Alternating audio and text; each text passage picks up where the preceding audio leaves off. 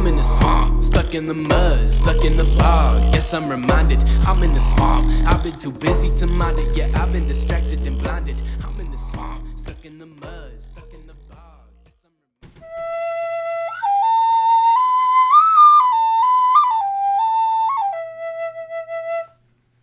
I'm Hello.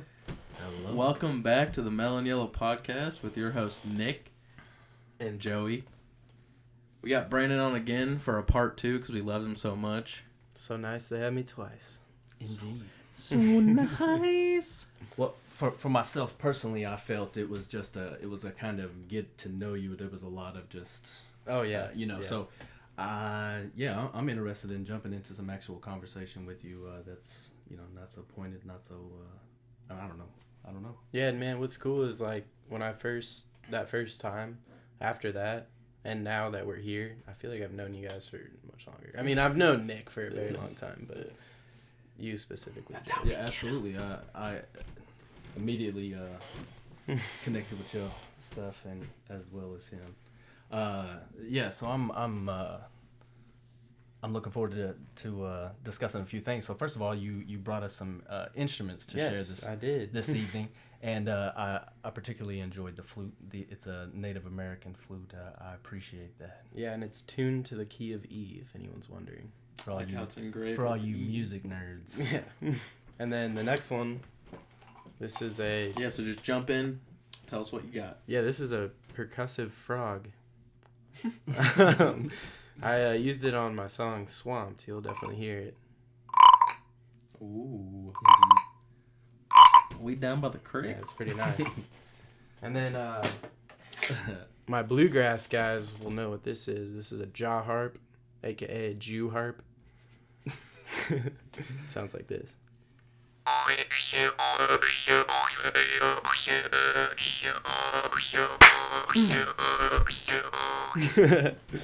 feel like Django when he got his new suit. Just yeah, dude.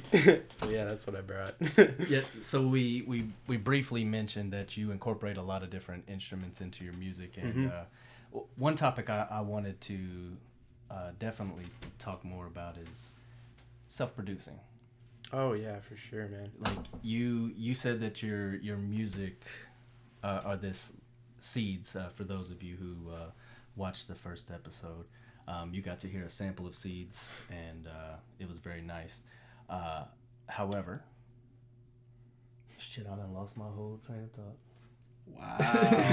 And I thought I was self-production. Self-producing. So taking all of these different instruments, and once you started doing all of them yourself, your music improved. So how do you gear up for something like self-producing? Because one of my favorite artists, his name is Amos Lee, and he self-produced an album, and then he talked about how he's like, man, it was the most difficult thing, and he's like, I don't even really feel like I self-produced it, because he talked about like a D'Angelo, really, and Prince being able to play all the instruments. Yeah, so it's man, it's very, very difficult.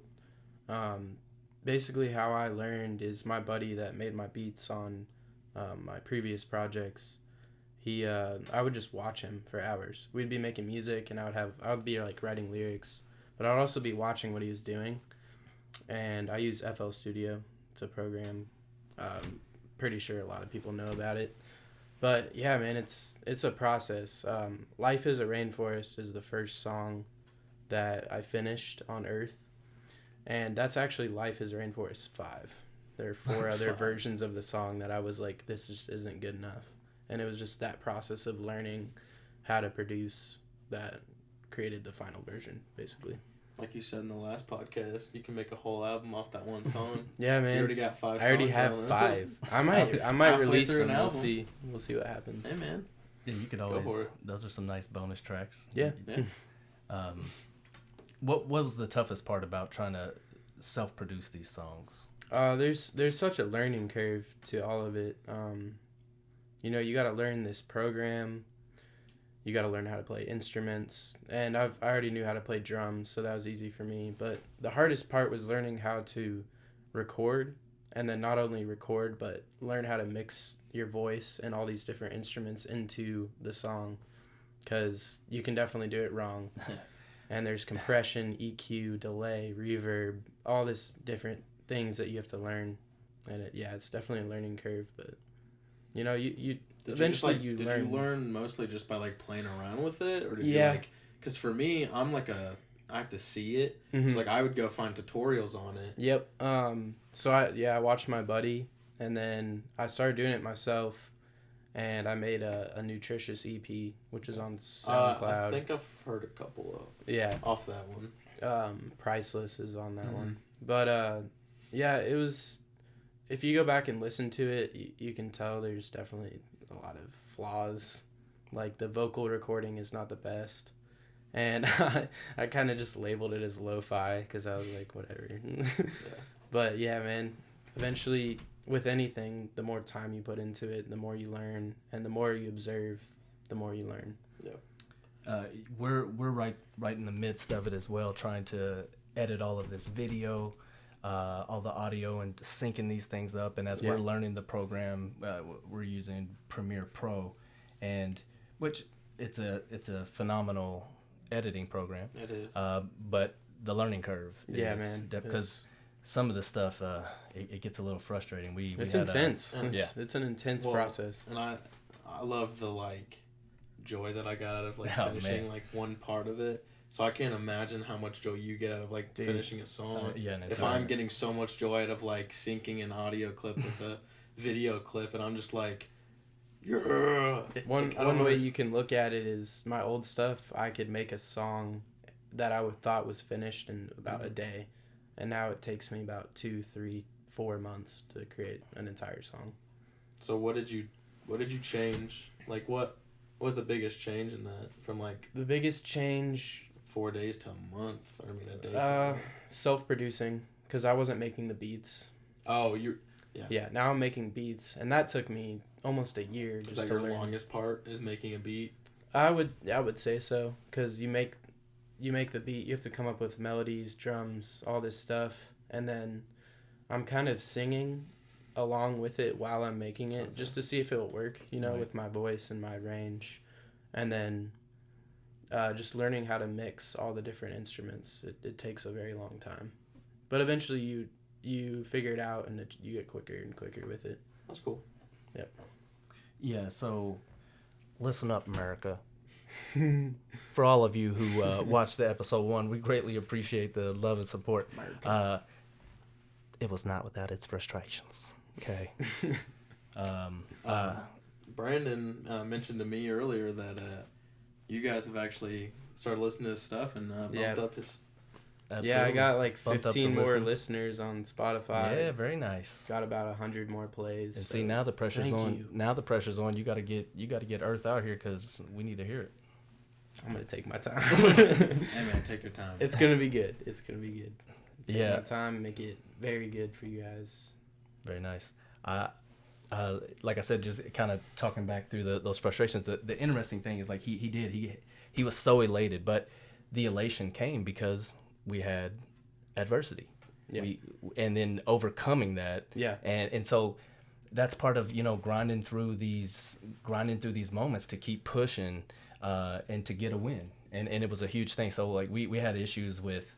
We would do one thing really cool or good, and then all of a sudden that threw something else out or whatever. And then the uploading process, we uploaded the video once, and then like it got taken down immediately. So it was like 2 hours to download. We waited the 2 hours, and then like it showed up on YouTube, and then it was like, nope, it's too long. Got rejected. Oh, that's and too I was bad. like, that doesn't make sense. Well, I stayed up all night watching my keeping an eye on my computer, because also my computer was being funny. Like screens were locking up and staying on top of so we were having to work with. Come on, Microsoft, get your shit together. Come on, Bill, where you at, man? Bill. My man, I know. Bill. Come on, man. Another dyslexic. You gotta help us out, Bill. But having to push through that stuff, man. So like we didn't allow it to stop us. We weren't going to be stopped, and I credit him the most. He was like, "No, I'm in it, and I'm getting it done tonight." Persistence I wasn't is leaving key. his house till like 3 a.m. Yeah, because like Good. he's like I'm uploading this tonight, and I said, "All right, I'm down." but we pushed through a lot of stuff, and then we didn't have it full exactly like we wanted it, but it was good enough to post so that we could watch and whatever. I'm glad it took us as long as it did, because it made us go back and add things that we didn't think to add, like your song at the end. Yep. Yeah. Exactly. That was literally the last thing we did. But that's what I said too, was the universe is telling us that we need to just go back and edit it the way, like, do it right, or do it at least, you know, to a higher capability. Yeah, for sure. And yeah, and it worked out nice, because like I said, little things pop up. So like as you push through that adversity and it's trying to put a more positive spin on the adversity that you're facing. Yeah. Because we could have given up multiple times at, you know, and said, oh, it's too late, or, you know, whatever. So we pushed through it. I stayed up all night to make sure my computer wasn't being faulty. It uploaded. It allowed me to, like, play through it. And then all of a sudden it was gone. So then we had that, and we were like, man, it took so long to get it wasn't ready. It wasn't ready. Like I said, the universe let us know. So I was like, man, I'm not even mad about it. I was like, we'll just edit it tonight. And, I'm so happy the way it came out too. Yeah, me too. I like it, and I love how you guys put seeds at the end. For those of you that listened all the way, you got to hear the first track off my album, which is super cool. I think it's a great way to, you know, kind of tease it, because I don't want to like drop anything yet. Exactly. So yeah, I really appreciate that. I do love your little snippets you put on Snapchat. Yeah, I put tiny little things. Did you see his bongos yesterday? I did not. Yeah, I'm working on a reggae song right now. I'm not necessarily active on do you have a name for Snapchat? it? No, but it's about paradise. So maybe I'll call it Paradise. I'm not sure yet. Are you just getting the beat down right now? Yep. Yeah, I have the chorus in my head, and then I'm working on the beat right now. And I'm going to have my cousin Seth, he's got a fretless bass, and he's going to play some fretless on it. Nice. It's going to sound real nice. Yeah. You going to add some steel drums? Yes, actually. You have to. Nice. Yeah, dude. Heather, I'm trying to find some. Heather loves the steel drums. Dude, it's a great instrument. She says... Did you take it in school? Because I know we had a class for it. No, I wish I did. I really wish I did too. Yeah, it looked fun. I was just like, nah. That's how I was, man. Like, I was just trying to get through school. Exactly. I wasn't thinking about anything else. Mm-hmm. Do you know what synesthesia is? Synesthesia? No. No, sir. It's a really cool thing where some wires get crossed in your brain, and they kind of have two things start happening at once. So, like, people can taste colors and things of that nature. Is that kind of like binaural beats? Is that kind of how that works? I love binaural beats. I know it's like two different frequencies that... Yeah, kind of that make one thing happen. So, yeah, a beautiful analogy, actually. And I love binaural beats, and we should talk about that as well. You listen to it on our YouTube channel. Do you make binaural beats? No, but I've actually thought... We're making binaural beats, so get ready, America. I've actually thought about having a binaural beat and a song. Yeah, I That'd be kind of cool. as well. Yeah, because then it gives you this feeling of... Yeah. Whatever you want it to do, whatever frequency you choose. What was I talking about for binaural beats? Because now all I'm thinking about is binaural beats. Something taste. Synesthesia. Yeah, thank you. Colors. It's not going to be the last time that I forget where I was at. Yeah, man, you're blowing it.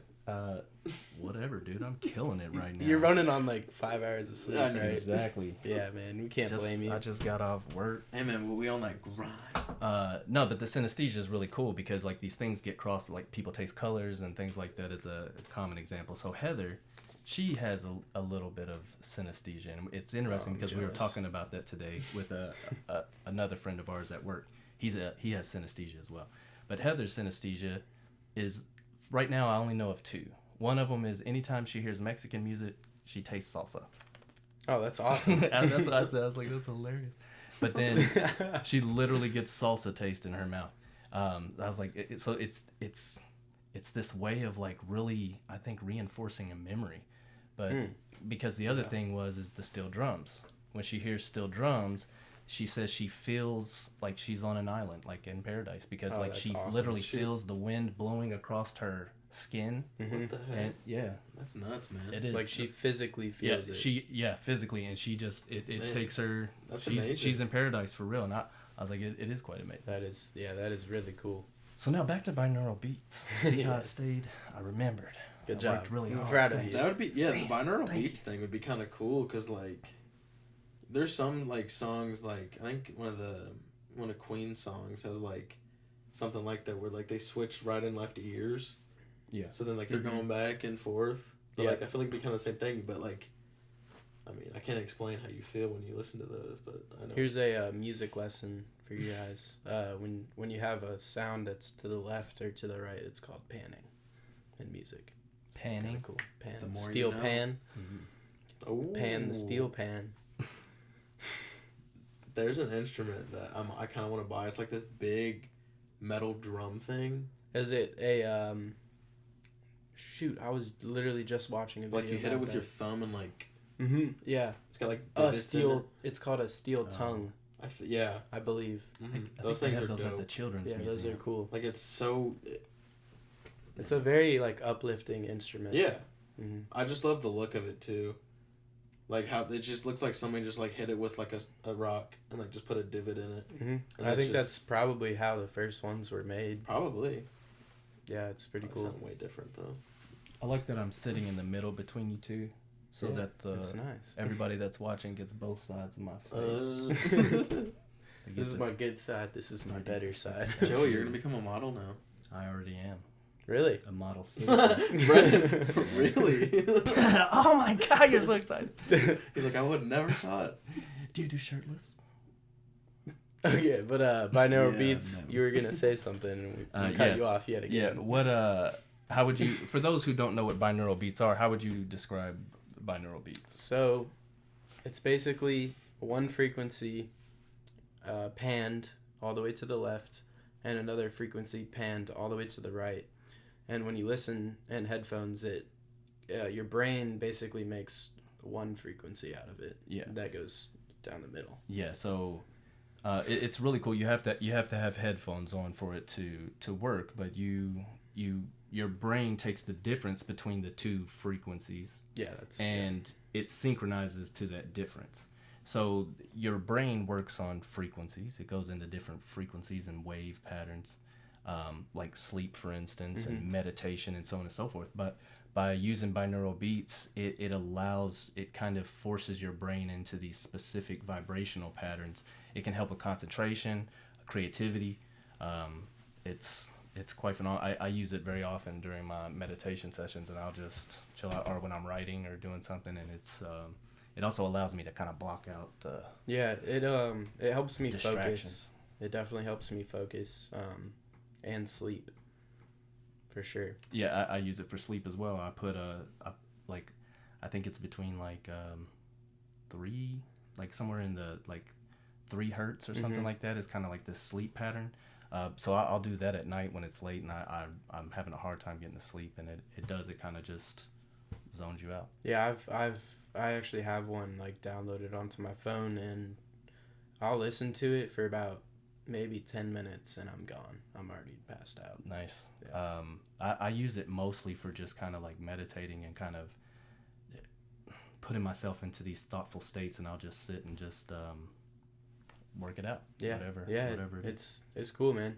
Definitely check it out. Yeah, we're gonna bring some binaural beats your way. What? Exactly. So we had an interesting discussion the other night. We did kind of a viewing party for our first episode. Oh, did you? That's cool. Yeah, it was just, I really enjoyed the company that we had. Oh, absolutely. We had a great time. Shout out Ruben and volunteer Mandy. We appreciate you. I love you. So a couple friends came over, and Heather wanted to see it as well, of course. And Heather was asking, she was just like, "Why Raisinbran?" And then somebody else, our friend volunteer Mandy, she. Are we really calling her that? Yeah, we have to. Yeah, absolutely, because she's gonna be so pissed about it. You're welcome. So anyway, they came over and we were watching this, and she was saying, "Yeah, I was trying to look up Raisinbran," and she's like, "No, I'm getting nothing. I'm getting nothing." Yeah, I'm getting cereal. And Heather was just like, "Yeah," she's like, she's like, "I'm gonna have to talk to him about this name." And I said, "Well, he did say at the very beginning of episode 1, we can call him whatever we want." So we've taken some liberties, and And to lead in, I thought it was very interesting. I titled the first episode "The Rise and Fall of Raisinbran." Yeah. But it's also, after hearing your story, it's really more like the death of Raisinbran.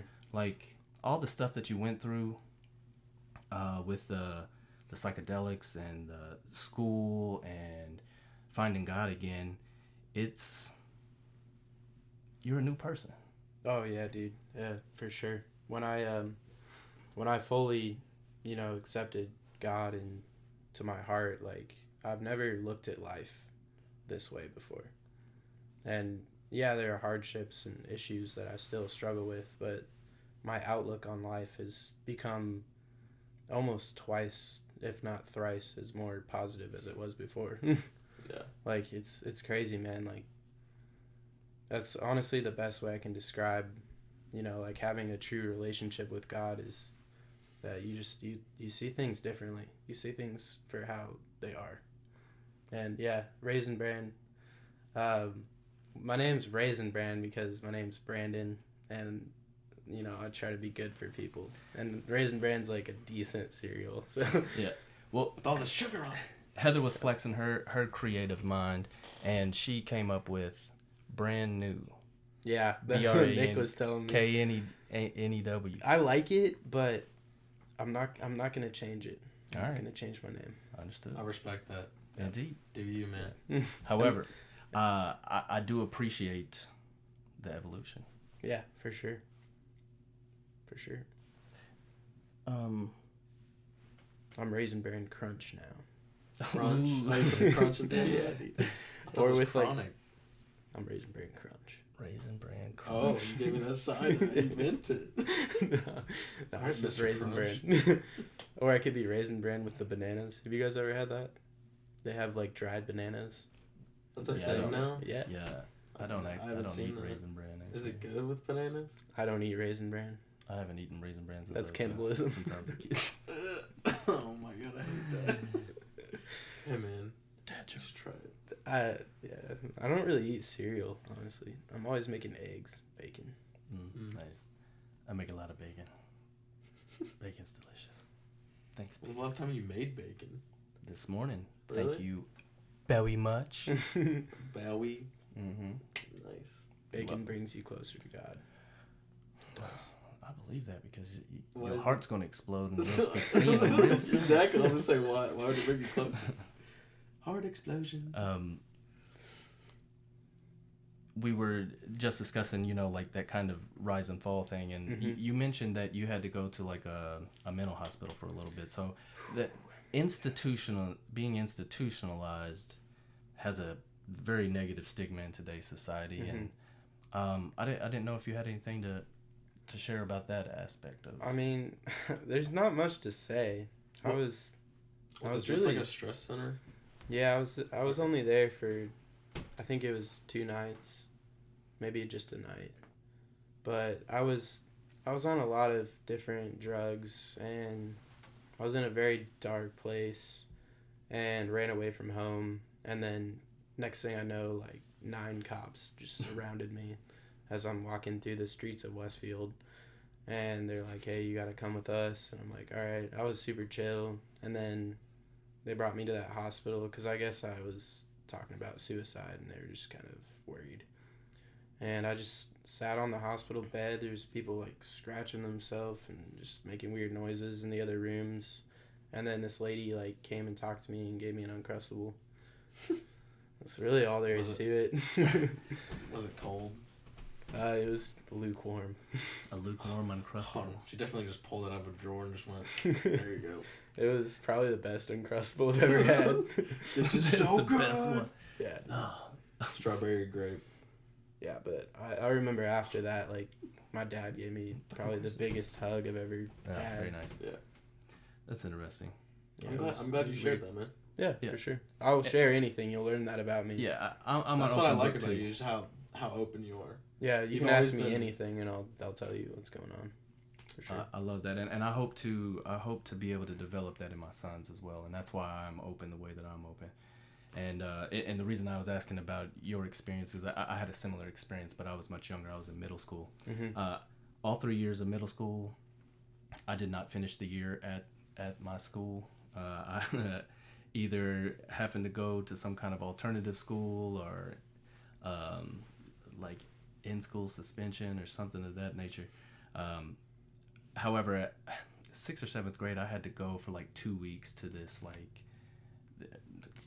this youth institution, little mental institution, and it was really weird because I was there for like 2 weeks, and yeah, that's like, a long time. It sucked. I didn't have any visitors, and I didn't know this. Yeah, so it was very interesting because if you just follow the rules, like, you get out. Yeah. But then you see there's even in that place there were still kids like just still eager for the attention and doing these crazy stuff. But it was very sad, but for me it was also kind of eye-opening to a degree in which I was just like, my life sucks, but fuck, it's not as bad as this. Like, golly, I don't... Yeah, imagine being there for longer than 2 weeks, like almost permanently. Yeah, so absolutely. What made you have to go to that? Yeah, that was gonna be my next question. Yeah, so thanks. I got into a lot of fights in school and stuff. I used to Mr. Undefeated. I'm undefeated still. Yeah, I just got into a lot of fights. I was really rebellious. I was the class clown. I didn't care about the schoolwork, and because there was no real repercussions for having bad grades at home. Yeah. Like, my mom wanted me to succeed, but she, as a dyslexic herself, like, and she dropped out of school really early. Like, when she was 16 when she had me, so she dropped out then. She had no focus on our education because I think largely she wasn't comfortable with trying to teach us the stuff, like trying to learn it herself. So it wasn't a big emphasis in my home, and I was angry because we were poor and all of everything that comes along with that. So if anybody talked shit to me or whatever, I was trying to knock them out. But I just get into dumb. You just went and saw red. You were just like... Nah, it wasn't even that. I just like that was your outlet though. Yeah, largely it was. I feel like that's the big, like, the... I don't want to say the main issue with a lot of like troubled kids, but like that's their only outlet is to... Yeah. Lash out. Yeah, especially when they're bigger than everyone else. Yeah. Yeah, but it also really sucked too, because then it was like my 8th grade year that my mom and my stepdad got divorced. And then going to these guidance counselors and to all these things, they're like, you're just so upset because your parents are getting divorced. And I'm like, no, I'm happy about this shit. Mm-hmm. Like, I'm happy that he's leaving. It's like, I don't want him around necessarily. I don't care that he's around, or if he is or if he isn't, or like, it doesn't bother me. Because it's a stereotype. Parents are getting divorced. For me, it wasn't any of that. It had everything to do with our station in life. Yeah. I'm glad that my parents got divorced earlier in my life, because I don't know if I'd be the same person if, like, when technically your parents got divorced. I don't know how old you were, but it sounds older than I was, and I don't know if, like, I'd be the same person. Yeah. And I'm lucky that it was over with and done with, but there's still a lot of things that, like, I hold on to. Yeah, it still has an impact on you. Yeah. Thanks for sharing that, dude. Oh, absolutely. Yeah. Cool. Because like I said, it's just interesting. Like, I didn't get in trouble while I was there because honestly I was really quiet. The thing that kept me there longer is because I just kept to myself. I didn't really share during like the group things. But that was also interesting. That was... You had, like, the stereotypical, like... Yeah. Did you have to go and, like, they hand you medicine?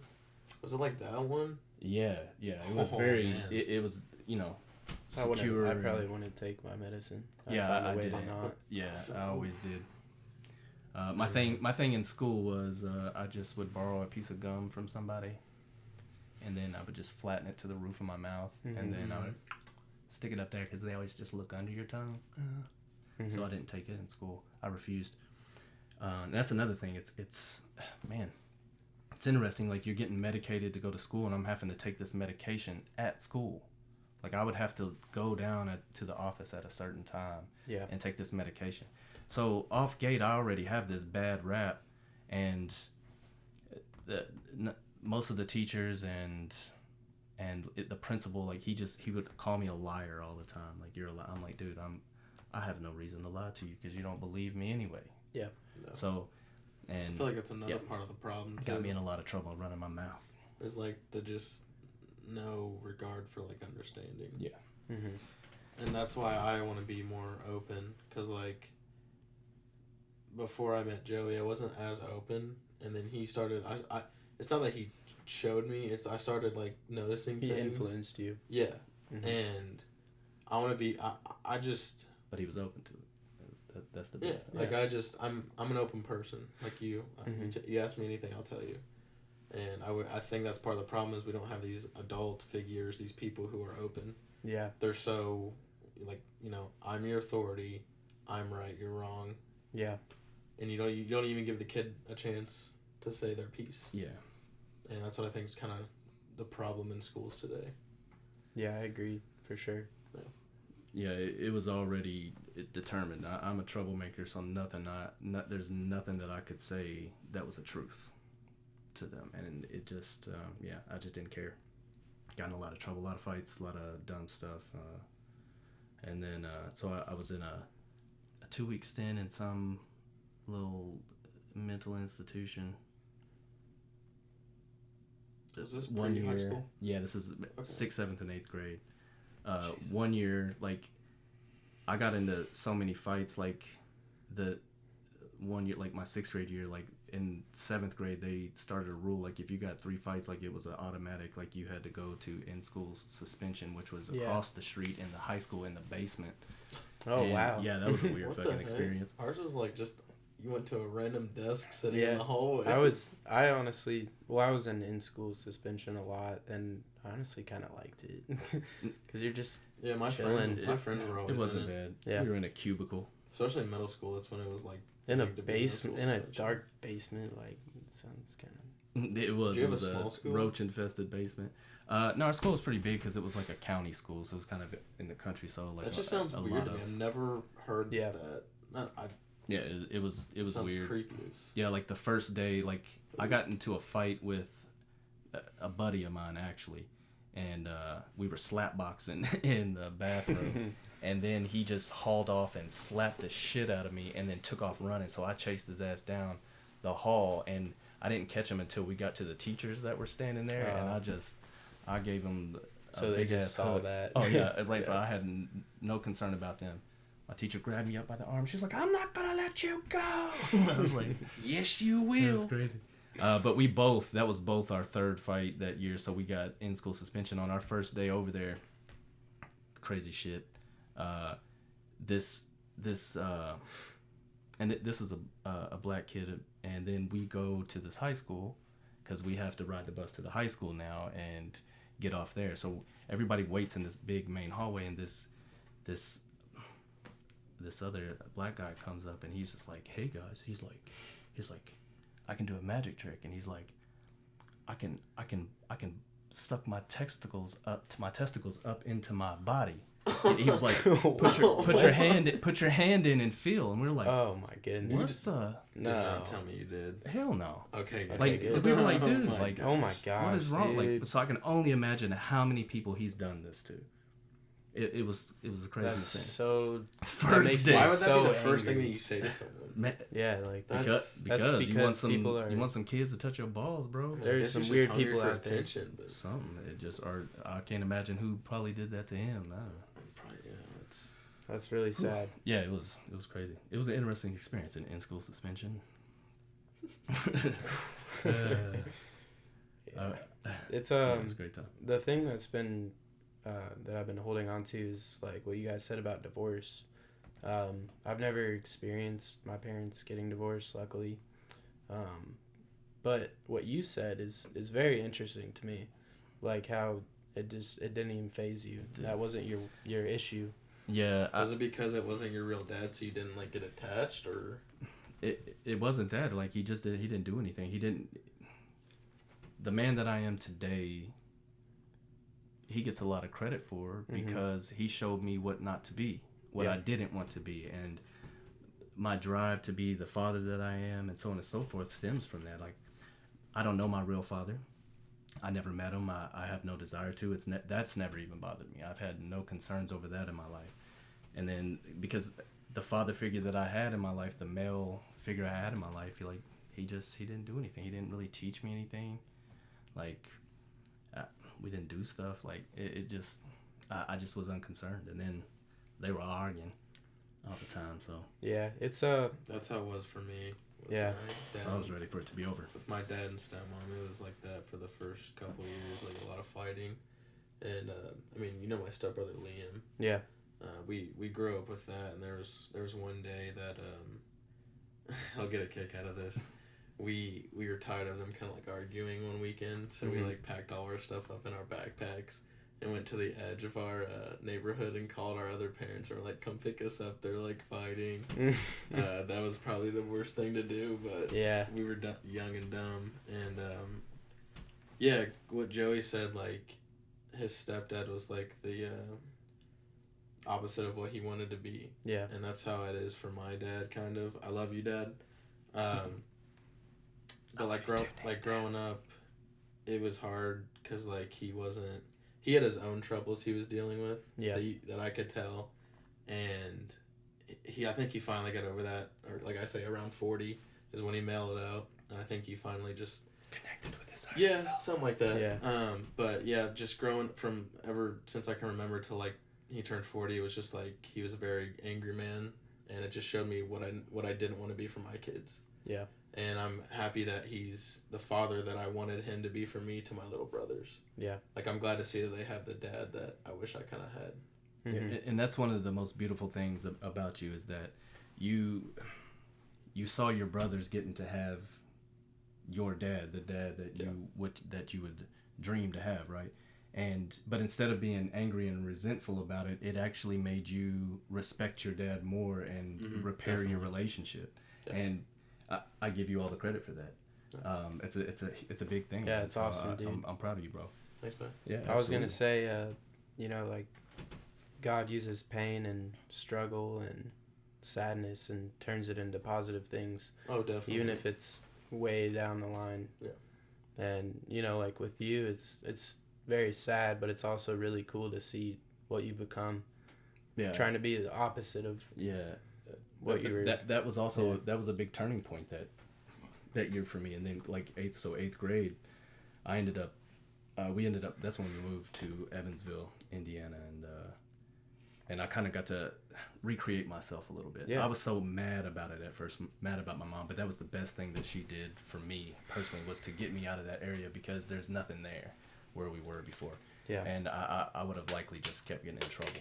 However, we moved to Evansville, and I decided that I was like, man, I'm ready to stop getting in trouble, and I want to play football. And football was the thing that anchored me, and that gave me the drive and kept me, somewhat focused on not getting in trouble. So from 8th grade all the way up through high school, I really didn't get in trouble anymore, because I just found I think that's the beauty of a sports. different way. Yeah. That was my so like going back to how I said a lot of kids don't have an outlet, like these troubled kids.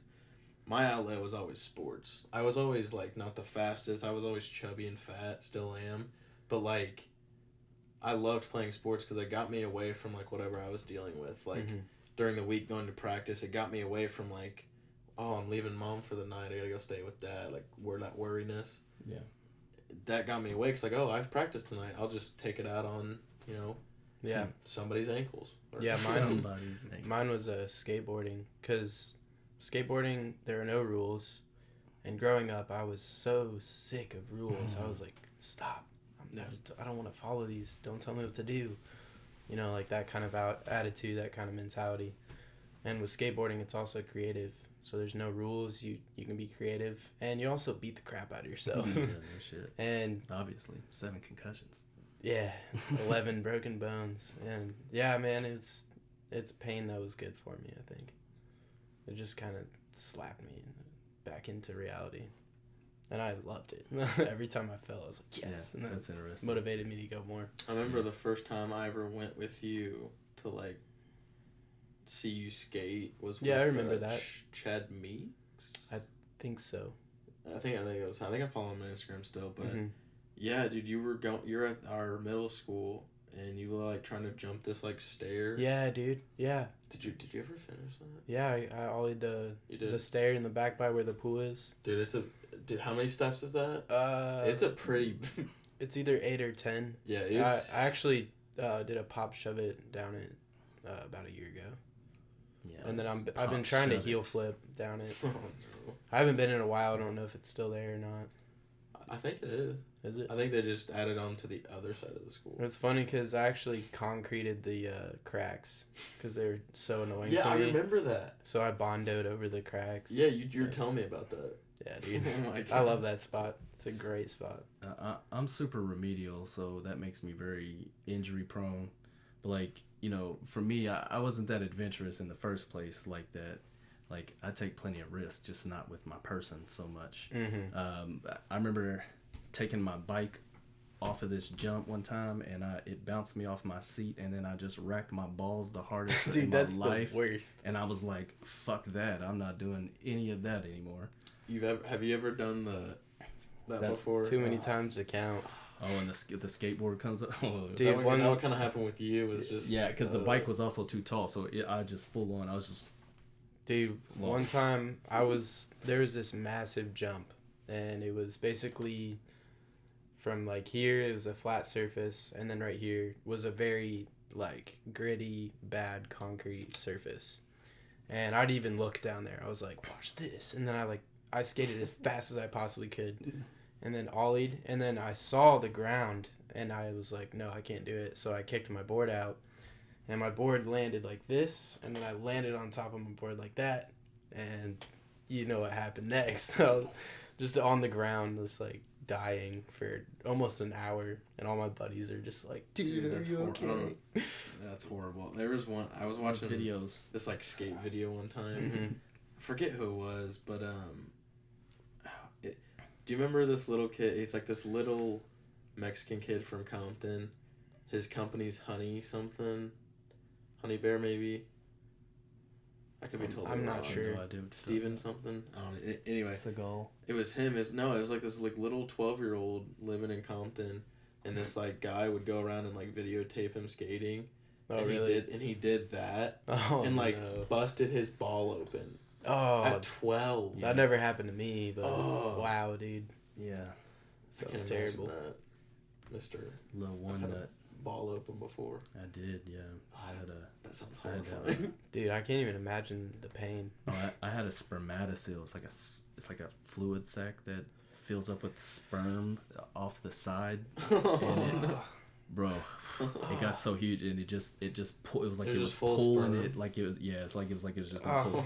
So I had to have this surgery. You had a third ball. I had to have this surgery to have it removed, and then my sons came along after that. They followed. So apparently I only impregnate from the right side. That's wow. The left one's just there for, you know, shits and giggles. Yeah. Just for aesthetics. Well, thank you for telling that story. You're welcome. I think anytime we tell a story that's very like I said, I'm an open book, man. There's no topic that is taboo here. I don't know what to tell you. Yeah, dude, it's everything.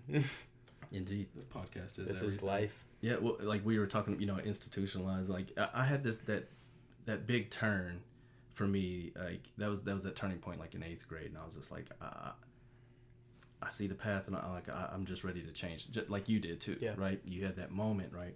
And it was a big thing for me, but my sisters didn't have that until much, much later. Yeah. And it was interesting. So I used to spend a lot of time thinking, it's just like, you know, what made me different? What made me different? And allowed me to, you know, to kind of have that realization where my sisters didn't. They had, and I think what it was is that my mom raised me like I had a ton of freedom. I got to run all over town, go wherever I want. Yeah. You know, and I'd be gone all day and stuff. But my sisters didn't get that. They didn't have that freedom, right? So I got to get into a lot of trouble. I made a lot of bad decisions. Yeah. And I had the freedom to do so. And I was fortunate to be able to come out on the other side and get to a point pretty early on where I'm like, all right, you know, I should probably be a, you know, better human being. Yeah, that's good. But it also took me having to find, you know, to like, I really got into football, and I just, so it kind of Yeah, you have to. Plus, and I moved. I got to get away. Yeah, you have to find a way to, spend your time doing something that's positive. Yeah. Or else negative will just consume you. And yeah. Well, the negative side effect of my mom. The whole thing of like keeping yourself busy. Like, yeah. That's what mine is like when I'm depressed or something, I have to do something. I can't just sit. Yeah, that was my problem with depression is I wouldn't do anything. Oh yeah, I couldn't bring myself to do it. Out. I would just sit there and think about death. It's ending it just for hours. Yeah, it's not good for you at all. No. It's not, but it to some degree, I think some of it's necessary. We have these thoughts for a reason, and it's being able to understand why we're feeling that way. What is the thing that is, bringing us down or missing or whatever the case may be. Yeah. And a big part of it for me was, like my mom, like when they got divorced, the negative side effect of that is that I feel like I got a lot of it was kind of taken out on me with my mom, and so that kind of fucked up our relationship. Yeah. Because I was really cool with my mom, like she was my dad growing up. That's why I didn't care about finding my real dad. I didn't care about him. Like she was the one that got me into sports, playing baseball, and she's the one we threw ball in the yard. She's the one that worked on the car. She mowed the grass. Dang, dude! Shout out Joey's mom. Lee. Shout out she's Lee, a baby. champ. Yeah, absolutely, man. She's obviously Lee. A huge part of who I am today. But we had to go about it in a very backwards way, and it was very important. And but ultimately, it cost me and my mom 10 years. We had a decade apart, and before we reconnected, and now she's one of my best friends. I love you, Mom. Yeah, man. Absolutely. I've been very blessed to have such a good dad. Like, he's definitely a huge motivation for pretty much everything in my life. Musically, my faith, and, he taught me very well. And I was a very troubled kid, but it wasn't ever my parents. My parents were always, like there for me, trying to help me. And, I had my demons, and I just, they tried what they could do to help, but it wasn't really them that did anything. But I'm so glad they were on my side that whole time. I guess that's, kind of how they contributed to the rise of Raisinbran. But really a crazy story, which is actually extremely personal, but it was like during the time that I was really, really bad with depression, and I was like, all right, I'm gonna end my life right here. And I walked up to my dad's closet because I knew where his gun was, loaded it up, had it to my head, and I had the trigger half pulled, and I felt this evil, dark, just terrible presence like all around me, just shouting in my head, like, do it right now. My dad walked in, and it, like, just everything fleed away, and it was like this, but like just this like loving, unconditional love presence that entered the room, and I was like, what am I doing? You know what I mean? And it was like this demonic, like, evil force just took over me, and I had no control over what I was doing, basically. I mean, I knew what I was doing, but it was like I couldn't realize, like, why I was doing it. Interesting. Yeah, Thanks man. for sharing that, man. Yeah. Holy crap. It's probably the deepest he'll get. Yeah, hey, man, I'm glad that you shared it with us. I'm glad that we were the ones to hear it. Yep. Yeah, so what do you think, obviously you're talking about a dark presence, but you mentioned, like, your parents, it really wasn't your parents that kind of drove you into this kind of state. Mm-hmm. What was the turning point that kind of led to that decline? What was, because you talked about being depressed in high school and just... Yeah. I always felt like I didn't belong. I felt like an outcast, and I feel like demons, Satan, they knew I had a potential to do something, and they targeted me very strong. And, Satan knows exactly what ticks us, and he throws that in our face. And so drugs, I felt like I didn't belong, and drugs was like what basically was brought to my doorstep, and I used it as a way to escape from this not belonging, because I would get into these spaces where everything was amazing, like just like complete bliss. And after a while, I also have a very addictive personality. Started trying new things and just doing it all the time until I completely forgot what reality was like. I didn't even know, like, I just didn't even know what real life felt like. And that just kind of brought me into depression when I tried to stop and I felt helpless, like I just couldn't do it. And all those drugs that were like good experiences started getting bad, and everything just kind of went downhill from there. Yeah, you talked about bad trips last time, and that you didn't believe in bad trips, and No. I have the same philosophy. And Satan, evil forces, so on and so forth. I just believe we're constantly being tested, and we put ourselves in these positions to be tested in this way, and it's just a matter of you can find your way out of it, and it's not easy. Yeah. But the bad trips philosophy is also very interesting too, because I think it's like the same thing. Like I don't think you have bad trips. I think it could be very uncomfortable, but what people will perceive as a bad trip, I think it's telling you something. Mm-hmm. It's your subconscious is unleashing something upon you that you need to deal with. I think it's called, people say bad trip because it really does feel so bad. Yeah. I believe it's going to show you, it's either going to show you the way in this very blissful state, mm-hmm. if you're in that good space to find it that way, or it's going to shock you or scare you into something. Yeah. For one of the trips I had a very long time ago, I took I think 7 grams of mushrooms. Oh my god! And I was in a dark room. Oh my gosh! In a dark room by myself, because that's what I read online to do. I was like, I can do it, and it was like immediate. You had to have been so ghost.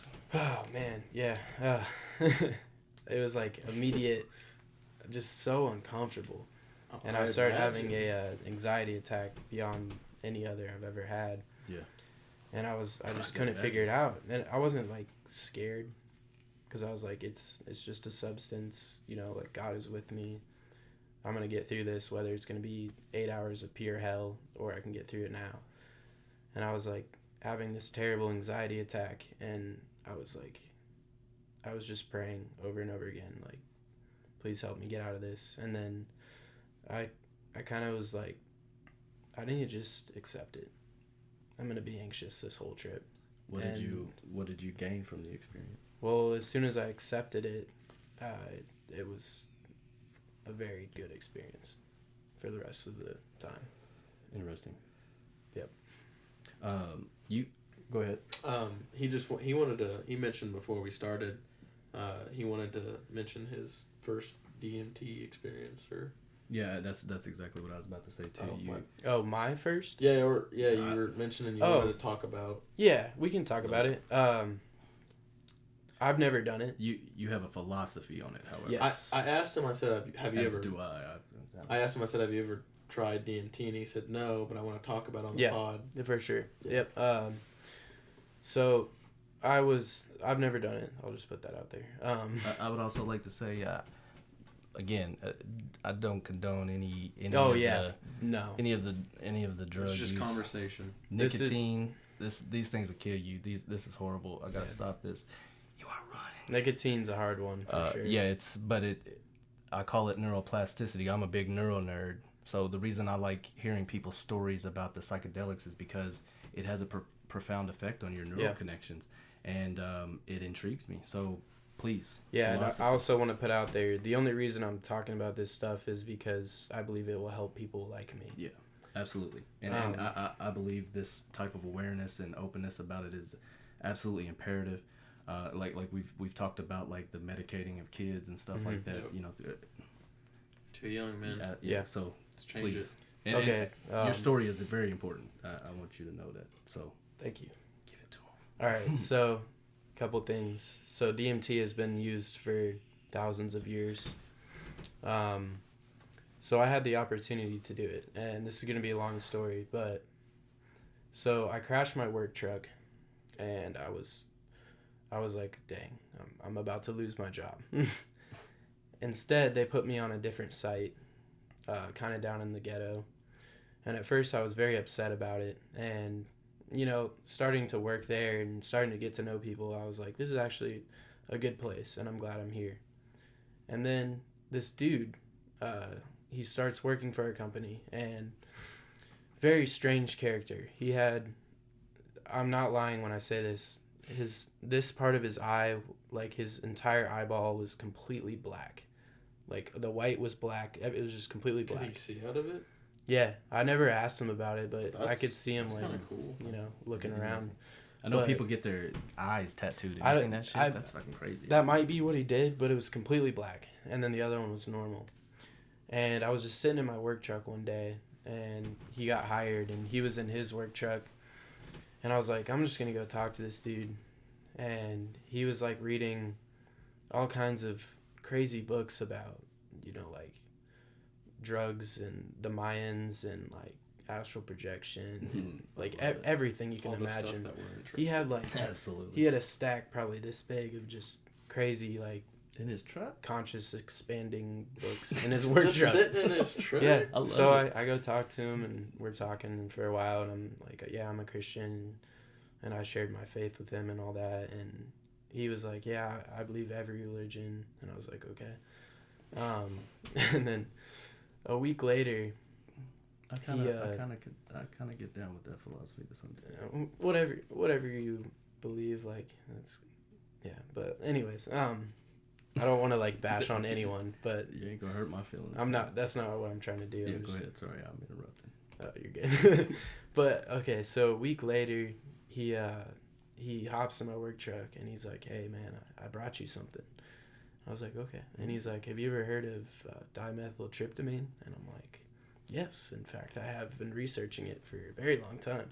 And he's like, "Here you go," and he gave me a gram of this stuff, and immediately it was like my heart started beating super fast. The entire environment around me changed. Just having this, I was like, this is like magic. Like, I can't believe I have this.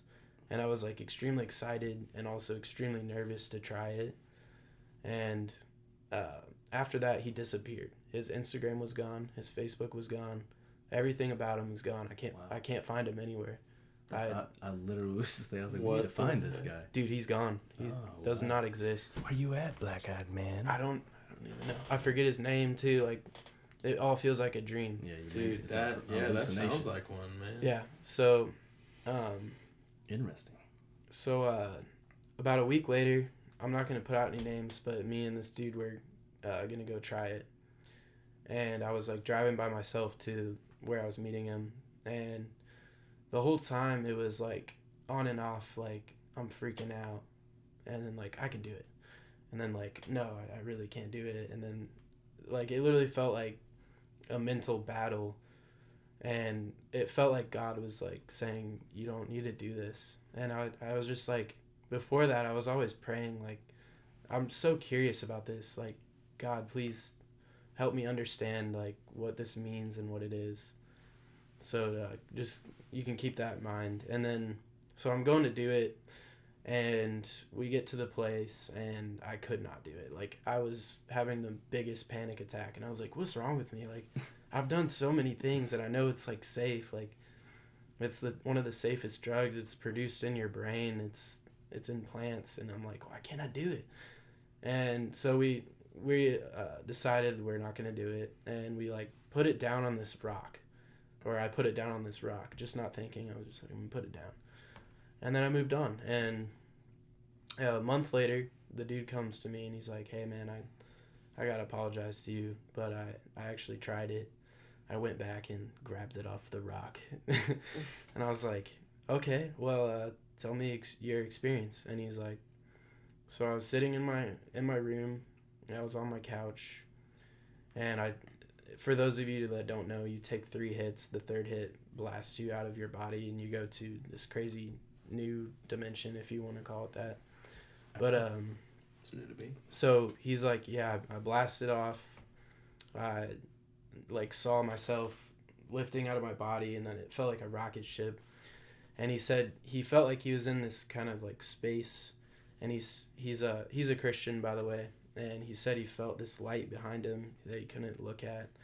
Not saying it's God, but could have been some sort of angel or something protecting him. And he said he got to this place and it was completely divided down by the middle, night and day. And right in front was, are you familiar with the god of Horus? Mm-hmm. So it's like the dog head. He has the staff, and he had no idea what that was. So interesting. You mean Anubis? Is that what it is? Anubis is he's the dog, the jackal. He said it was his friend looked it up and it was some sort of god. Yeah, Anubis is he's the god of the underworld. Okay, gotcha. He's the one that he allows you into the afterlife, the field of reeds, if you will. Okay, so he saw weighing your yeah. So he saw that and he said it was a telepathic communication. I've heard that so many times. And he said he wasn't moving his lips, but he was like looking at him and he knew what he was saying. And he said to him, "Why are you here? I can't do anything to you and you can't do anything to me." And then he left back to his body. And then his friend, he said as soon as he took the third hit, he felt a change in the room and he had to leave the room, and it like made him tear up. His friend was there. Yeah, I forgot to say that. So he told his friend what he saw, and his friend looked it up on Google, and he's like, "Dude, that's the god of the underworld." Yeah, he's like, that's like an ancient god. Egyptian. Yeah, Egyptian god. Yeah. He said it was very Egyptian feeling, and so when he told me that, I started researching deep, like very, very deep. Went down the rabbit hole. Yeah, and there's a book that it's biblical, but it wasn't considered like something you need, so it wasn't put in the Bible, and it's the Book of Enoch. Mm-hmm. And I started reading it, and it talks about the Nephilim. Yeah, it talks about how these I don't know if you want to call them demons or what, but they are teaching people how to cut and find roots. It says something about the cutting of roots, and DMT is a root and a plant put together, I believe. The ayahuasca. Yeah, and so my theory is that DMT takes you to a real place that is a spiritual realm where these demons or beings or whatever you want to call them actually are. And I believe people way back when were doing DMT, seeing these spirits or whatever, and they're worshiping them. And I think it created so many false religions over time. That makes sense. I get that. Yeah. So that's my theory. Yeah. So you believe that him seeing Anubis was like a false god? Mm-hmm.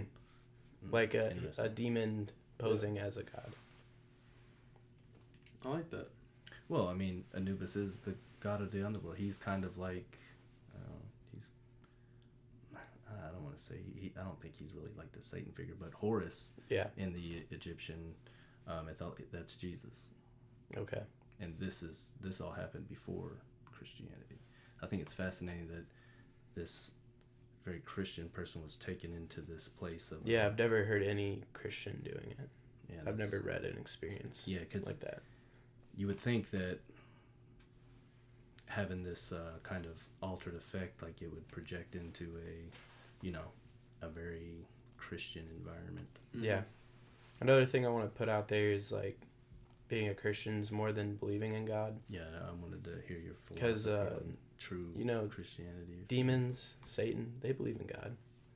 So being a Christian is believing that Jesus, God, came down into the form of man and died for everyone's sins, and then living out the Bible.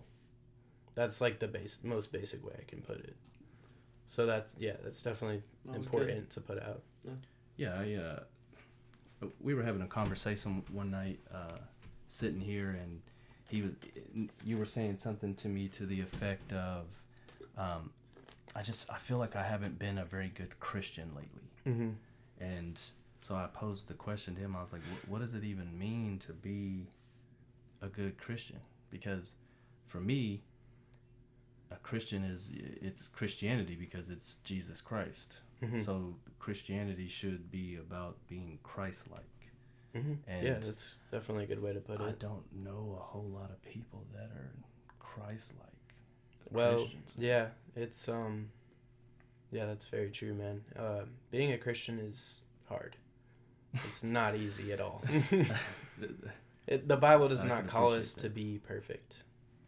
I believe God is very understanding God. Yeah, it's saying quite the opposite. We are flawed. We are sinners. Yep. And so did Jesus die for our sins, and we are sin free now, or is no? It's how do we can be absolved of the sins that we yes that we perpetrate on this planet. We are, so basically we are forgiven of our sins before we even sin, but we're still sinners and we're still going to deal with the consequences of sin. But we don't, back in the Old Testament they had to make sacrifices and do all kinds of crazy things. Yeah, sacrifice is necessary. That we don't have to do. I mean, we make different sacrifices now. Yeah, absolutely. Yeah. On a day-to-day basis, you made a big sacrifice. Oh, putting the DMT down. Yeah, that was a good choice. Proud of you, man. Yeah, it was hard, dude. It was also easy, though. It's hard to describe. Yeah, but you've been rewarded for that sacrifice. Yeah, I prayed to understand it, and I believe I might understand it. But I don't. Yeah, you can't say you do understand it. Yeah, not fully, but you understand it in a way that you need to for now. Yeah, for sure. And that's important. Yeah, man. Like, from my understanding and what people have described to me with DMT is like, it's a 15-minute full force expedition, and it's been described like if you have the breakthrough, like you described, like after that third hit or whatever, it's interesting. What you described is not what I've been described. Like what I've been described is more like the fractal world, like seeing how everything's made up. Mm-hmm. Yeah. All I've heard is that you just pretty much for 15 minutes live a whole nother life. Yeah. Yeah. There's a lot of different stories. Very interesting. The dude that did it, he said he did it a couple times, and for the first one he did the third hit and left. And he said for the other ones, he just like took one hit and just observed his world around him. And he said he was like in his car, and he took one hit, and his car basically expanded into this giant room.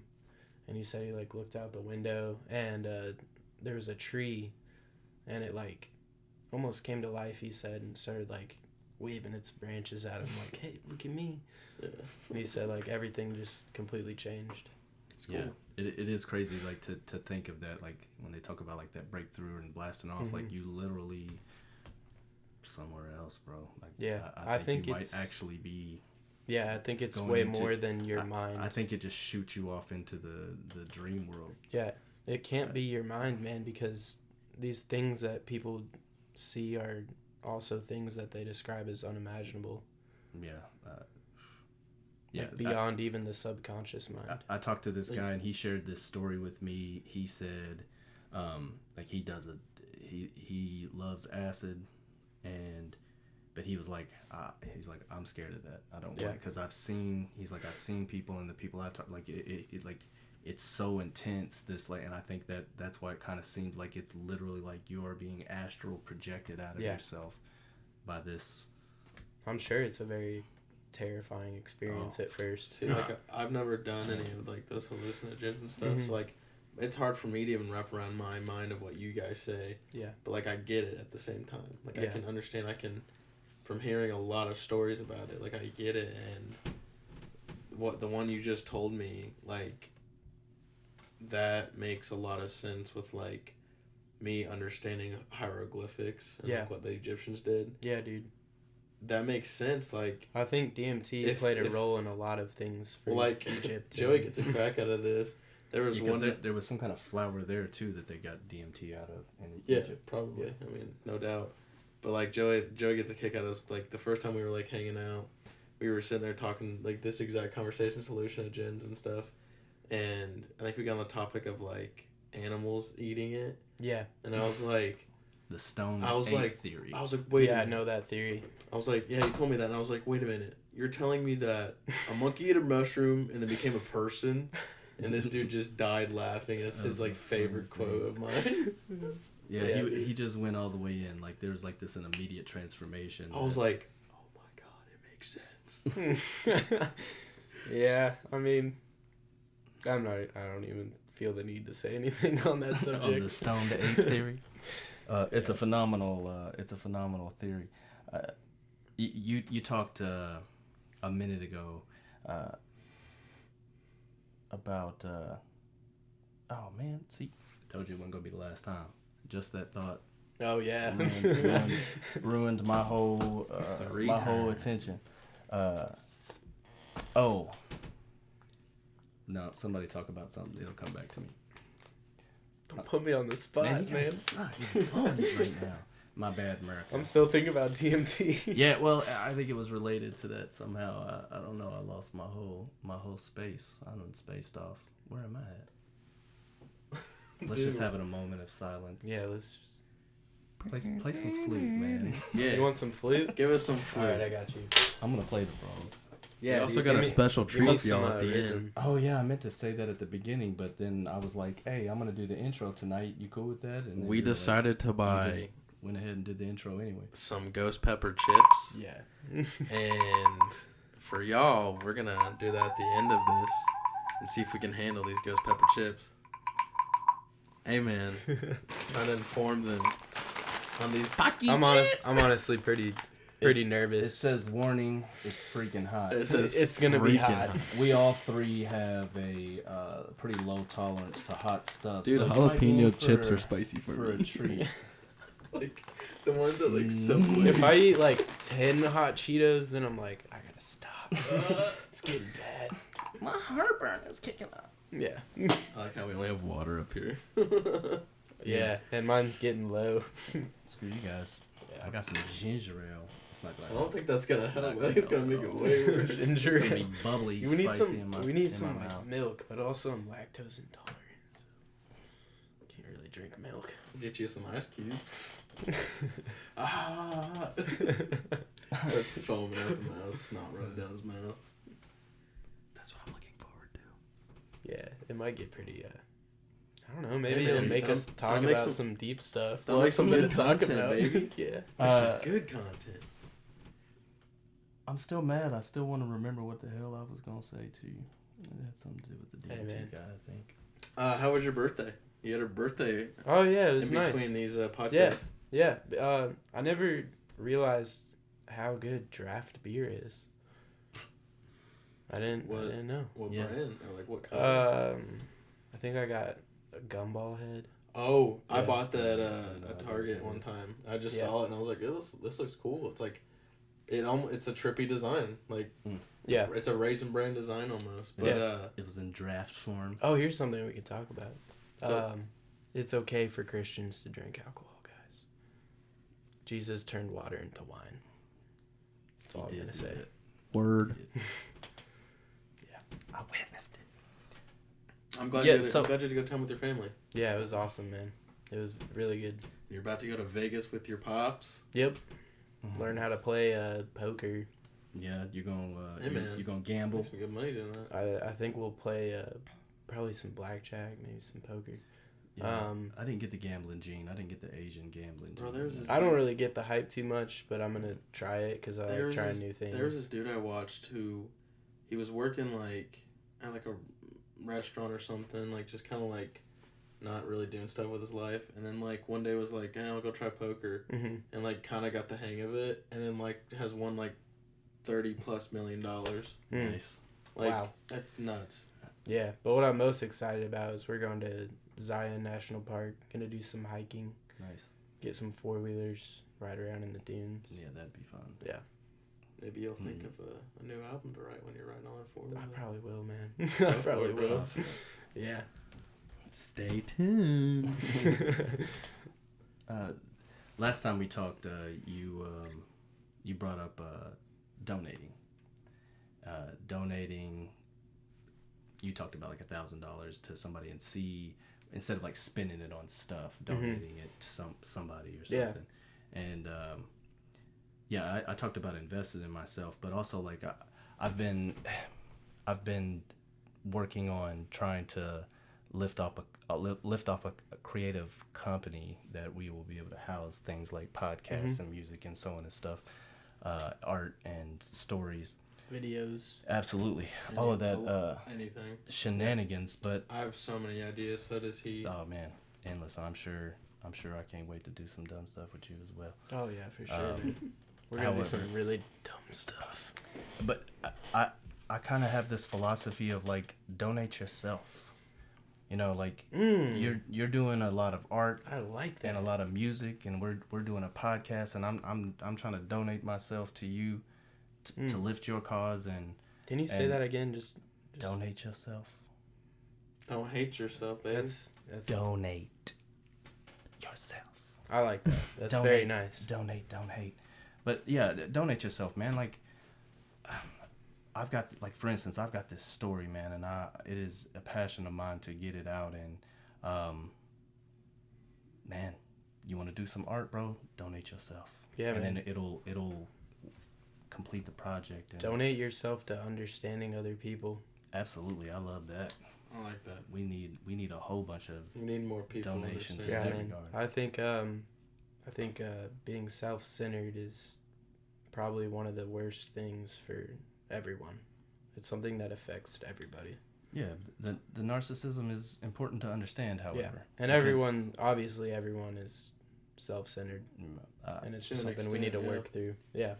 Well, absolutely, because narcissism is important. We're all narcissists because narcissism is our self-preservation. Yeah. And I talk about it a lot because it's important to understand it that way. It's also it's our inner God. It's our creator. It's the thing that is, yourself. But developing the empathy, it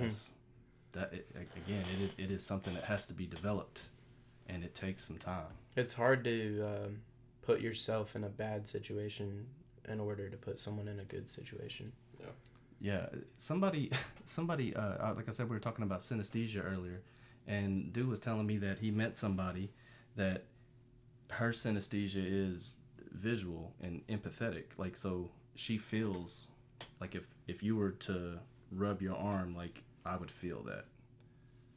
I've seen that. There's a thing. I can't remember what it's called. It's a form of an empathetic synesthesia. She would feel it. She feels it. So if you were to touch your arm, she would feel it. Okay. So like if you tap her on the shoulder, she feels the sensation. So I could like punch myself. Yeah, she'd be like, "Ow, that hurt." I've seen that. It's like an actual. I thought that was kind of fascinating. Thing with your brain because these YouTube, these like YouTube channels that I watch, these science ones, like this guy has like a cardboard, just a piece of cardboard like dividing your hand. Like, and then they put a fake hand on that piece of cardboard that's right next to your real hand, and then your other hand goes around the cardboard. And the mirror. They sit there and then they like pet the fake hand and like brush it, and you're like, ooh, I kind of feel that when you really can't see your other arm doing nothing. And then all of a sudden they just go, wham! They slap the fake hand with like a mallet, and these people go, ow! Yeah, I've seen that actually. I know what you're talking about. Yeah, the brain is being tricked thinking that it actually happened. So I know that's a thing. When it's very. We should try that. Intriguing. Go ahead, we'll use that. Write it down. That's what we're gonna do next. Yeah, that'd be awesome. Just hit you with like a 90-pound hammer. I want to see like if you hit it harder, if you feel more. Maybe, but I think it just creates such a shock because you're seeing it happen. You can't differentiate, so it's just even if you know. Yeah. Yep. I was talking about like donate yourself, and one of my like feed the machine, man. Like you talked about donate $1,000 and see what that $1,000 can do for that where you donated to it, right? So like I'm saying, man, donate yourself and see what it can do. Yeah. See what you can do. We're gonna lift each other up, man. Yeah. Lately I've been like dealing with like people that I know like wanting to make music at my studio and wanting me to help them do that. And it's kind of hard for me. I mean, I do it, but it's kind of hard because I'm working on this album, and the first thing I think about is me. And I think, oh, I want to work on my album. I don't want to like spend the time to do this side project. But I think me just doing that, even though I feel that way, as soon as I do it, it inspires me. And just like helping people have this vision in their mind and turn it into a song, it's just a really good thing to do, I think, even if you don't want to. So that's donate yourself, you know.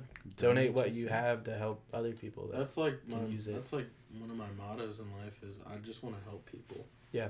Like I remember like my family asking me like, "What do you want to do?" And I'm just like, "I want to help people." Like when I was young, I was like, "I want to help people." And they're like, "Well, what does that mean?" I go, "I don't know." Like I'm jealous of that because I'm naturally like kind of selfish. Yeah. And I'm trying to break away from that. Yeah. I can appreciate that. I see it in my oldest son. He loves all this helping stuff. Like we watch these like Docnic stuff and stuff like that. He just any show that involves like teamwork to like figure out how to do something. Like he loves it. He eats it up. But he definitely is kind of that mentality of wanting to help. Yeah, definitely. Yeah. So I want to be able to continue developing that. It's necessary and important. I think going to Haiti is what really made me want to help people and realize that I was so selfish. And I know we talked about that last time. It's interesting you bring that up because then when we were doing this viewing of the first episode. I remember that conversation.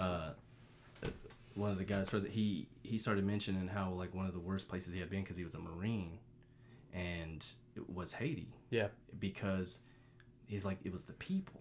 And I was like, really? Interesting. Yeah, and that's what threw me. So I was like, what do you mean? He's like, so as Marines, like we were there on a humanitarian mission, and we were, they were basically giving out food, right? So they were like throwing these like, what are they? The RME, the little sealed up meals, little foods that they eat, MREs or something like that. I think it's MRE. So that he's like, they were walking down the road and they were throwing them out to people or whatever, and there's like a bunch of kids out there, and what he was saying is like when the kids would pick them up, like it would be some adult that would come and like snatch it away from them and take it from. They were like stomping these kids and stuff to get this food, and he was just like.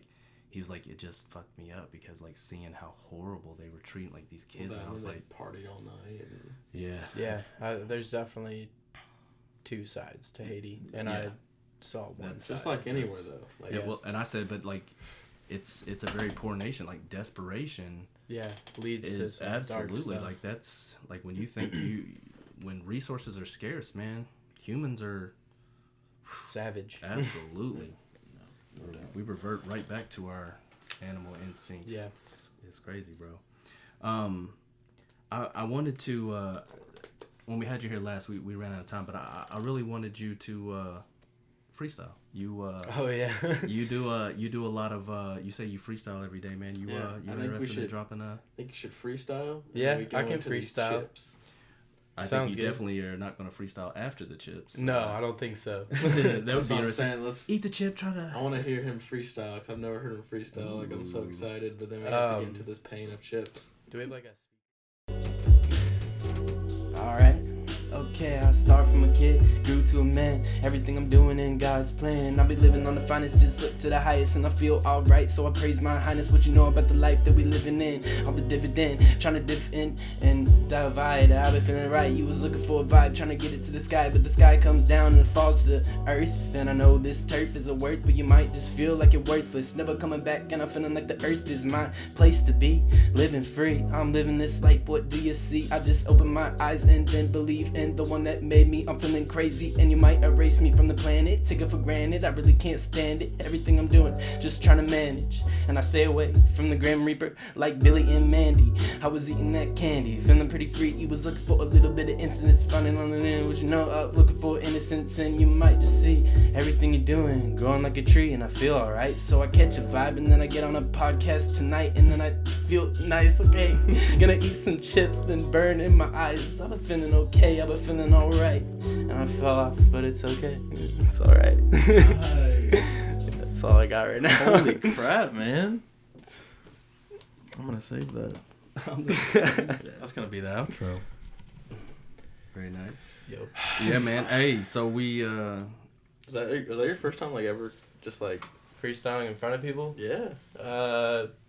Kind of. Right, dude, that was for a minute there, I was in it, and then I started thinking, and then I love that. I love that. Thank you. I can't wait to let you hear that again. But that's why I want to I talked about Lil Wayne since we talked about skateboarding tonight too, and shout out again to Forging Flame podcast and forgingflame.com. Please go check out their stuff, man. They doing amazing things. Talking to a bunch of Ryan and Nick. Yeah, right. Talking to a bunch of amazing things over there. Very intriguing people. So please go check out their stuff. But anyway, I talked about on there Lil Wayne. He took up skateboarding, and he said his thing wasn't, and the reason why he did it is once he got on the skateboard, if he started thinking, the board was going to let him know. Yeah. If he wasn't completely focused on what he was doing, he was going to fall. Yeah, so when I freestyle by myself, there's I don't have to think about anything, so it's a lot easier. I definitely like that about you. I like doing this because it's puts me out of my comfort zone. Absolutely. Yeah, I feel like that's necessary for you. It's that adversity. Sure. But this is kind of outside of our comfort zone at times too, trying to get used to talking into the mic and all this stuff. So, but that's part of that grind, man. Like we're pushing through these adversities. Yeah. And putting yourself out there. So don't be afraid. I can't sing at all. I almost hit that Usher note, baby. It's so good. It's so good. But yeah, man, I really admire those guys that can hop on the Breakfast Club or whatever and just start spitting, rip it, bro. It's wow. That's what I kind of want to use this because I can do it by myself, but I can't do it for very long in front of other people. That's what I haven't really said this out loud yet to you, but when we interview artists, I want them to be able to how he just freestyled. We have a band that wants to come on. Oh, that'd be sick. And I would like for them to play. Oh yeah. That'd be kind of cool to end it, I think we should end whenever we have an artist. Absolutely. We should end with their song or something. I could even. But I think that's why they want to be on. It's a show. That's what I'm saying. Absolutely. And that's why I like the Breakfast Club is because they give that opportunity to show their talents, and I can even kick a written and have a beat I'm working on, and then show you guys a song before it's recorded. Anytime, man. Just live. Anytime. I'm interested in being a part of any of your process, bro. Absolutely. You got us 100%, man. Yeah. You've had me since day one. I always hit you up when. I love you too, man. I love you. Any other topics you want to dive into, or you want to anything new that you need to share from last episode? You ready to burn? Man, I think we covered some good stuff today, honestly. Any progress on the second part of Earth? Yeah, I just started the 7th track. It's very. I guess I could talk about it. It's a very interesting idea I came up with. Thank you. No, you're good. So it's a reggae song. It's for the island song, and what I'm doing is I'm talking about paradise. And I don't know about you guys, but every time I'm on an island, I feel like I'm in paradise. Yeah, going back to our last episode, Costa Rica, that was my paradise. Yeah, but I actually put it in. I haven't found mine yet. Well, I'm okay with it. I'll get you your paradise. Absolutely, man. I will. Yeah. Sorry, go ahead. But it's kind of in a sadder key. It's in a minor key, and the reason I did that is because, we haven't experienced extreme happiness to the fullest yet, or paradise 100%. To the fullest. It's waiting for us. I see. So it's kind of longing for this paradise. I like that, man. Yeah, I like that a lot. And I've never done reggae, and it is so much fun. Some still excited, drums, man. I'm excited to hear what you got. Right on. Yep. I look forward to it. So how long does it take you to make one song? Because that's kind of how we started out, the self-producing and this Paradise song. So we can kind of close in on that. It really depends. I've had times where I've made a song in about a week, and I've had times where it's taken me over 4 months. Yeah. So it really just depends. It's that grind, man. I love your grind. Yeah. Like I said in last episode. It can get frustrating because you can make a song and be like, oh, that just worked out so smoothly. Well, what I love about you, and like I said last episode, is your grind is, I get to see your grind through Snapchat, mostly, or whenever you post on a story. Yep. And it'll be months at a time before you post something, Yeah. And I'm like, oh crap, I forgot he's still working. I was like, he's still going at it. Yeah, I don't post very often. No, man, but it keeps me engaged that, like, you know, he's actually working really hard at this. Yeah. Other than just, like, putting out stuff, you know. I like that you noticed that. That's cool. Because I'm always, like, very insecure. Like, should I be posting more? Definitely more. But I'm like... Or should I be posting less? Do people want less of it? You know, yeah, but it's like... Let us know in the comments. I don't like devoting my time to that. And I know I need to, but I don't want to right now, I guess. But, you know, we kind of hit on it in the last episode too, but my thing, I switch back and forth through all these things. So like right now, I haven't really been writing much. And recently I've sat down to write a couple things, but my focus has been on this and the editing and trying to figure out and learn all of this. My attention is there. So when I sit down to write, like, it's hard to switch gears a little bit. Yeah. So, and that kind of, you know, it's all related to the ADHD, dyslexia, fun stuff. Yeah, for sure. And yeah, man, I really look forward to hearing more of the music. I'm excited to see how you grow more. Me too. I mean, I think you're phenomenal where you are. Thank you. But I don't know where you're gonna go from here, man. Hopefully up. Up. Yeah, definitely up. But yeah, man, you're still rising, bro. You've got the Native American flute, and after the show, last episode, I talked to you about the shakuhachi flute, the Japanese flute, and I can't wait till you to get rolling on that bad boy. I'm so excited, man. Yeah, I look forward to hearing that. Anything else? Let's get in these chips. Man. I'm ready. Let's do it. Let's just do it. Get it over with. We had to go get some milk. So yeah, everyone got their milk. Yeah, I got mine's down here. You did? Okay. So, all right. Here we go. Freaking hot, it says. Oh no. You opened that so aggressively. I know you messed with it. There's a whole bunch of them in here too, man. There's definitely spice. It doesn't. Okay. It doesn't seem as bad as I thought. Smells like a Dorito. You ready? We gotta do it at once. Yeah. Absolutely. Are we going for whole chip? Absolutely. Yeah, whole Pop chip. That whole pepper. Mine. This one. You gotta get a thick one like this. This one seems kind of faulty. I'm gonna get the nervous, full dude. experience down here. I don't even want it on my fingers. I don't think. I'm so nervous. No, that's Haunted ghost pepper.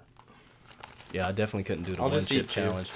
We watched a couple people doing these one chip challenges. That's one chip. Go ahead. Go ahead. You're a bold man. That looks hurtful, bro. This is probably, I don't know. We'll see. no. yeah. This one has a My lot heart's more. beating out of my chest right now. Is it? I'm so bad with spicy stuff. All right. Cheer chips. Yeah. Here we go.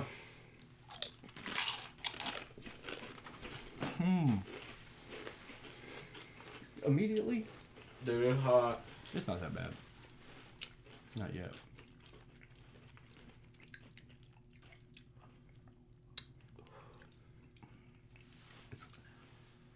Everybody's listening to our... Oh my god. It's not that bad. It's hot for me, man. I mean, It's not bad. Let me eat like 2 more. But it's definitely... It's on there. It's built. It's built. Dude, I'm a puss. Oh. It's hot. Man, y'all just destroying me over here. You just wasted a whole bunch of milk. Man, you're gonna drink that milk. Thank you. How are you guys not hot? It's not as bad as I thought, but it's hot. I mean, it's more just like on the back of my tongue. Yeah. It's on the. It's just on my tongue. My lips are. My lips are burning. You get sweaty. I had a thick one though. That thing was pretty juicy. That's what she said. I kind of like it. It's kinda- not that bad. This one's pretty coated. Let's see. It's hot.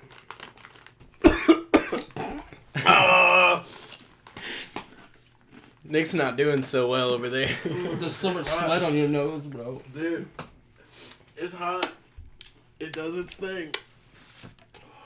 You're gonna be a better man for this. Yeah, dude. Laugh at my pain, please.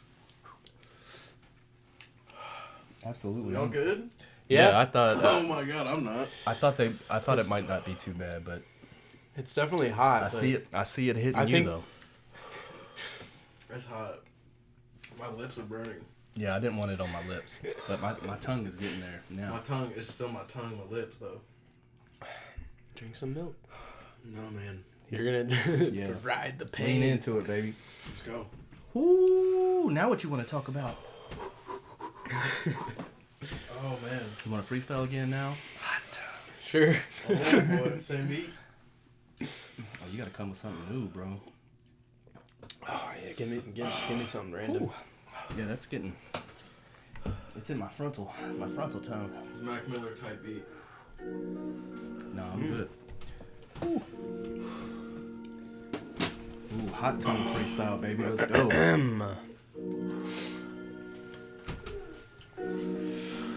Dude, it's hot. I told you I'm a wuss, man. Yeah, I'm starting to feel it. See, now it's gonna make you think. I'm interested to see what this freestyle is about to be. Ooh. Okay, just ride through the pain. You'll be okay. You'll be just fine. 'Cause life takes you a step at a time. Just roll with it, yeah. Just roll with it, yeah. Okay, so I just ate a chip. I'm feeling it. It's pretty hot. I like it though. I'm just living on the edge, you know, with my bros, just living coast to coast. We go to places so unknown and find a little bit of life, a little bit of shining bright until you get it to your sight. I'm living it right, looking for the right place to be in time. I'm living beyond the line. I know I'm coloring out of the lines, just feeling sublime until you get into the picture, motion picture looking bigger when you living with homies. You live and you know it, you keep on going, and the hotness is going away every time I speak. But my mouth is watering a lot. Spit that fire, young man. Go ahead and get you some of that lactose. Yeah, man. I want to do it, but the burn is I'm waiting. Just go with the flow. I accept your challenge, baby Nick. Go ahead and get another one in. All right. No, I can't. You can shut it off. I'm done. That's my hot chip freestyle. Would I get more views if I did another one? The hot chip. Yeah, man. Eat 3. Nah, I'll do one more. You want this one that I just coveted on? I'll eat the rest of the bag. What? Turn them up. Ooh. Put it on my shirt. All right.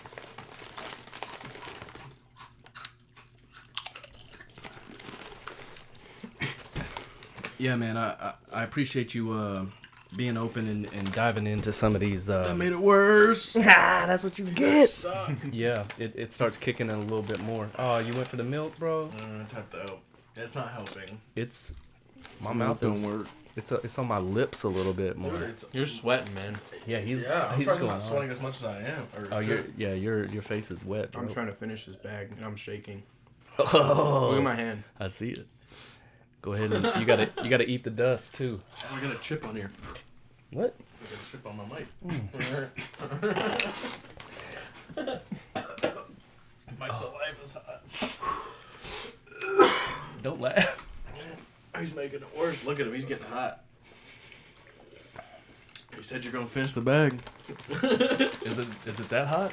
Joey, Ooh. we have 5 more bags. 5 more. You gotta eat the whole bag. Apparently, is the. That'll be our ending for our next one. I'll eat a whole bag of these. Oh. This is for you guys. Yeah, do it. You're championing these right now. I can't swallow my saliva. It's just. I'm hot. literally shaking. It's just hot. I'm not kidding. Dude, his bag's shaking. I got a crumb stuck in something in my throat. I don't. Oh. Is this the death of Raisinbran? Oh, My god. I thought the last episode was that. How hot it's is in it my right nasal now, Brandon? passage now. Is it so hot? Hey, bro. Listen to the sound of the. Oh, there's something lodged. I don't think I can finish the rest. Hey, can I put on Swamps to end it? Yeah. Yeah. Swamp on. Go ahead, hit that. Hold on. Oh. Not work on there. You gonna make it? I should not have done that. Not at all. Where's Swamp at? Yeah, there it is. You gotta let it burn for like 8 minutes, 9 minutes. Oh my gosh. There we go, baby. We in the swamp right now. Okay. Stuck in the bog, yes I'm reminded I'm in the swamp. I've been too busy to mind it. Yeah, I've been distracted and blinded. I'm in the swamp, stuck in the mud, stuck in the bog. Yes I'm reminded. Oh, Eat another one. woke up and something was strange. Finish the bag. Flooded with thoughts to arrange. There's still some left. I don't have any more milk. I got some more for you.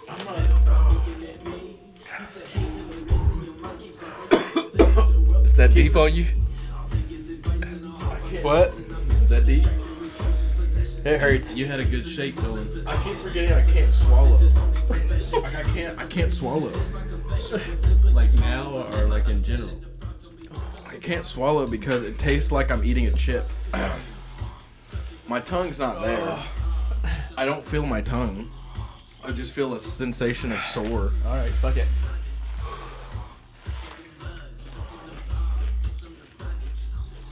I'm in the swamp of heatness. I breathed it up the back of my nose. That was not a good plan. Dude, and you got like the crumbs. I'm getting the dust in there too. I ate so many, dude. Alright, you finish the bag and we sign out. Fuck it. My snot and saliva is on fire. That's what I'm saying, dude. I can't swallow.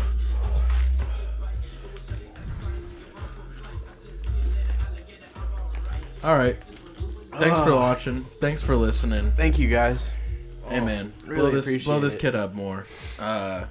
We appreciate the people that watched our first video. We didn't think we'd get that many views in that much of time.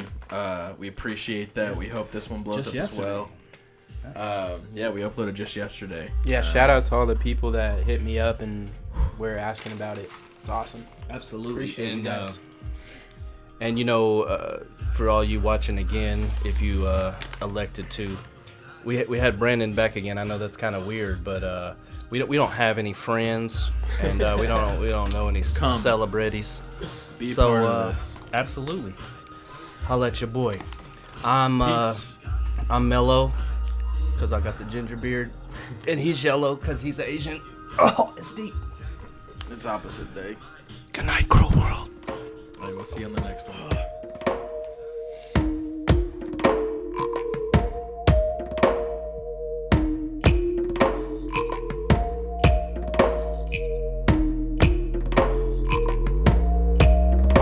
I'm in the swamp, stuck in the mud, stuck in the bog. Yes, I'm reminded I'm in the swamp. I've been too busy to mind it. Yeah, I've been distracted and blinded. I'm in the swamp, stuck in the mud, stuck in the bog. Yes, I'm reminded I'm in the swamp. This is a place that you'll find me. My sins are so dirty and grimy, but I just woke up and something was strange. I'm flooded with thoughts to arrange. I'm wondering what is this place? Wait, I hear something calling my name. So I just turn to my left and I see a little frog looking at me. He said, hey little raisin, your mind keeps on racing. Don't live for the world, become free. I'll take his advice and I'll hop on the lesson. I've been so distracted with useless possessions. The devil is using them just like possession. Keeping the swamp, this is only profession. I've been so thirsty, this is my confession. One sip of the swamp will begin my obsession. The frog told me don't touch the water. Deception is waiting to slaughter, cause you're in the swamp. Stuck in the mud, stuck in the bog. Yes, I'm reminded I'm in the swamp. I've been too busy to mind it. Yeah, I've been distracted and blinded. I'm in the swamp, stuck in the mud, stuck in the bog. Yes, I'm reminded I'm in the swamp. This is a place that you'll find me. My sins are so dirty and grimy, cause I'm in the swamp. Swamped. I've been trying not to lose my mind. Up in the swamp, I've been busy trying to spend my time. I know my roots are getting nervous from the troubles I find. Up in the swamp, it's okay, I will make it out alive. Now back to my journey, I'm about to recognize this place is a product of humankind. Immediately I noticed something creeping from behind. I see a crocodile trying to serve me lies. He said, hey, don't you wanna take a bite? It was surely satisfying to come out for a flight. I said, see you later, alligator, I'm alright. Your distractions will ruin my life, and God's on my side, so goodbye.